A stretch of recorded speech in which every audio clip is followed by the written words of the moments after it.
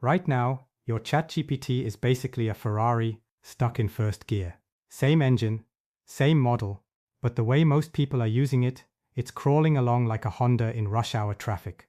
And if you're trying to fix that with better prompts, you're wasting your time. You're just flooring the gas pedal on a car that's still in the wrong gear. In this video, I'll show you 3 things.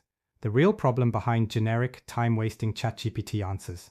The 2 ChatGPT settings that actually control performance, and how fixing those settings first turns every prompt into a time saver, not a time sink.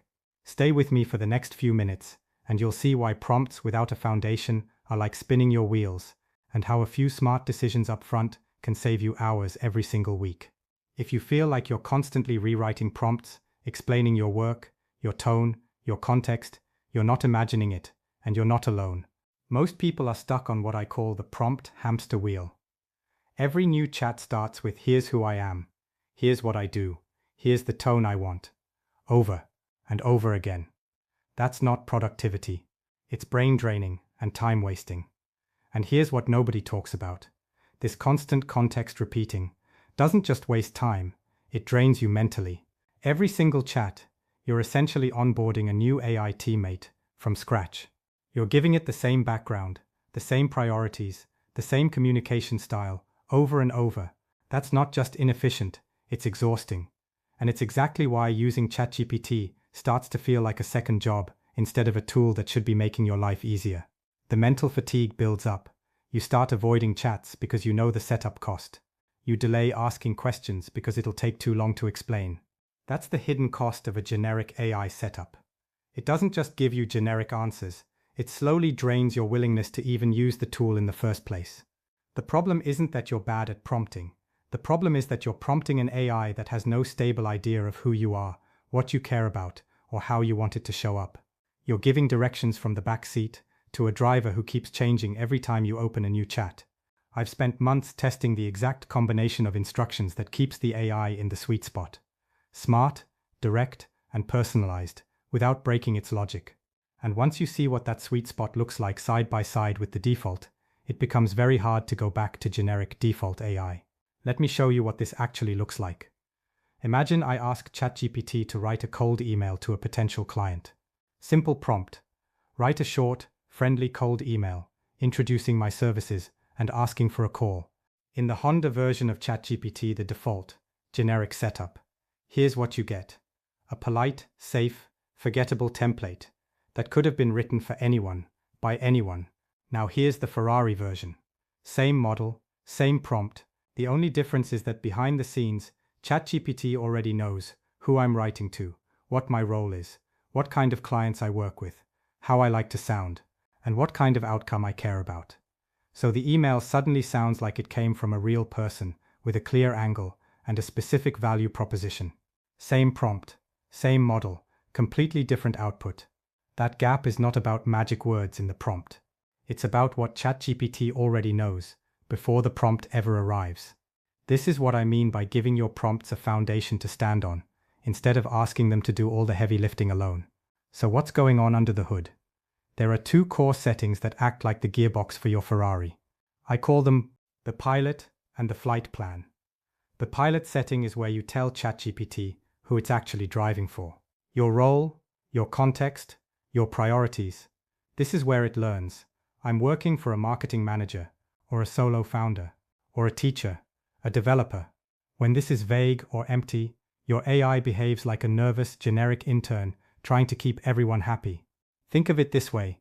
Every time you start a fresh chat without these settings, you're onboarding a new team member from zero. No background, no context, no sense of how you work or what matters to you. And then you wonder why the output feels generic. You'd never walk into a real team meeting and start every single time with, "Here's who I am, here's what I do, here's how I like to communicate." That would be insane. But that's exactly what most people are doing with ChatGPT every single day.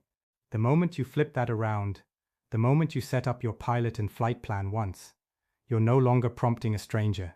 You're working with a teammate who already knows the basics. It changes the entire relationship from constant onboarding to ready to contribute from day one. The flight plan is where you define how you want it to think and respond. Tone, level of detail, Structure. What to prioritize. This is what stops ChatGPT from bouncing between robotic corporate language in one answer and casual, messy replies in the next. Together, the pilot and the flight plan become the foundation every prompt stands on. Prompts are the gas pedal. These two settings are the engine mode. If those settings are wrong or empty, flooring the gas pedal just burns fuel without going anywhere. Let's switch to a different use case. Planning your week. Honda version first. You ask, help me plan my week so I can focus on my most important work and still have time for family. With default, generic settings, you'll probably get a nice clean list of plan your top 3 tasks, block your calendar, remember self-care. Not wrong, but it's the kind of answer you could copy from any productivity blog in 30 seconds. Now look at the Ferrari version. Same prompt, but this time ChatGPT already knows what type of work you do, how many hours you realistically have, when your energy is high or low, and how you like to organize your day. So the plan it gives you is specific to you. It speaks your language. It respects your constraints. And here's the important part. In the Honda version, you burn 10 to 15 minutes in back and forth prompt tweaking, just to end up with something maybe usable. In the Ferrari version, the first answer is already 80–90% of the way there. You're not starting from zero. You're editing something that already understands you. Over a week, that difference is a few extra minutes. Over a month, it's hours. Over a year, it's days of your life you get back. I've seen this play out with people who thought they were bad with AI. One person came in constantly frustrated. Prompts all over the place, results all over the place, and they were spending more time fixing ChatGPT's work than if they'd just done it themselves. Once we locked in a clear pilot and flight plan for how they actually work, 2 things happened. First, the quality jumped, fewer generic answers, more "oh wow, that sounds like me." Second, the friction dropped. They stopped dreading the setup and started using ChatGPT for things they never would have bothered with before. Nothing about the underlying model changed. All we changed were the foundations it was standing on. That's the power of getting these 2 boxes right. So here's the big idea I want you to walk away with. If ChatGPT feels generic, inconsistent, or exhausting to use, the issue is almost never you need better prompts.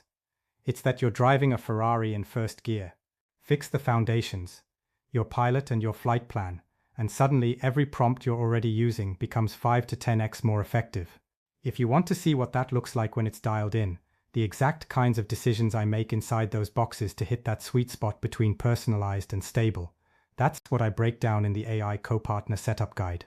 I don't walk through it step by step here on YouTube, because the right setup is different for a copywriter, a coach, a developer, or a teacher. If I gave you a one-size-fits-all fix, most people would plug it in, think they'd set it up, and quietly lock in the wrong behaviors for their use case.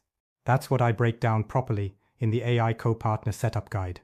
But if you're tired of generic AI and you want a version of ChatGPT that actually feels like it knows you, I'll leave a link to the guide below this video. Until then, keep this in mind. Prompts are not the starting line. Your setup is, get the pilot and the flight plan right once, and every conversation after that gets easier. If this helped you see why your AI has felt so generic or exhausting to use, hit like so more people can find it. And subscribe if you want more videos on turning ChatGPT from a generic tool into your personal AI co-partner. I'll see you in the next one.